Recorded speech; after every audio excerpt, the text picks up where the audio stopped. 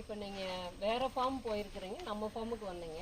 இப்போ நம்ம ஃபார்ம் இது இந்த நிமிஷத்தோடு நீங்கள் பார்த்துருக்குறீங்க. ஏன்னா தென்னை பார்த்துருக்குறீங்க, பாகு பார்த்துருக்குறீங்க, நெல்லி பார்த்துருக்குறீங்க.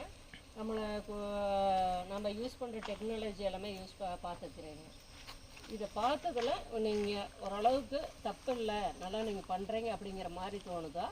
இல்லை மற்ற ஃபார்மர் பார்க்குறப்ப நீங்கள் இன்னும் கொஞ்சம் இதில் அப்டேட் பண்ணணும் அப்படிங்கிற மாதிரி இருக்குதா?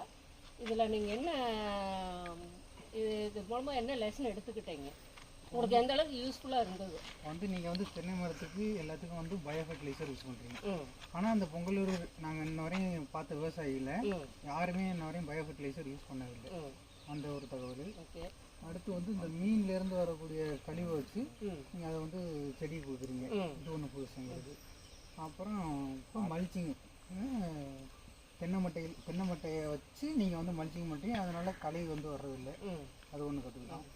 ஆட்டோமேட்டிக் இரிகேஷன் சிஸ்டம் மல்ச்சிங் மெத்தடில் கீழே மழையினுடைய ஈரப்பதத்தையும் தண்ணியினுடைய ஈரப்பதத்தையும் தக்க வச்சுக்குது. மண்புழு உற்பத்தி ஆகிறதுக்குன்னு அது சாதகம். அந்த மல்ச்சிங் மெத்தேடு அந்த ரெண்டு நதியும் அது பண்ணுது. அடுத்தது ஆட்டோமேட்டிக் இரிகேஷன் சிஸ்டம் நீங்கள் தான் வச்சுருக்கீங்க. இங்கே பார்த்து வரீங்க.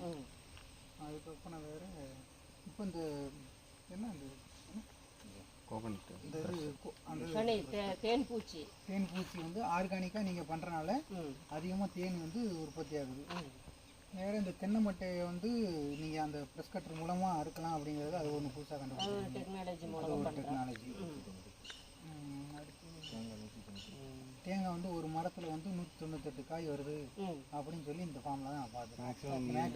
இயற்கை யூஸ் பண்ணி நீங்கள் தான் மேக்ஸிமம் இப்போதைக்கு ஈல்டு எடுத்துக்கிட்டு இருக்கீங்க நாங்கள் பார்த்த வரைக்கும். அதுக்கப்புறம் நீங்கள் சொன்னதை வச்சு பார்க்கும்போது ஆட்டோமேஷன் மூலயமா லேபர்ஸ் காஸ்ட்டு கம்மியாகிறதுனால உங்களுக்கு ப்ராஃபிட்டும் ஓரளவு நல்லா நிற்கிது.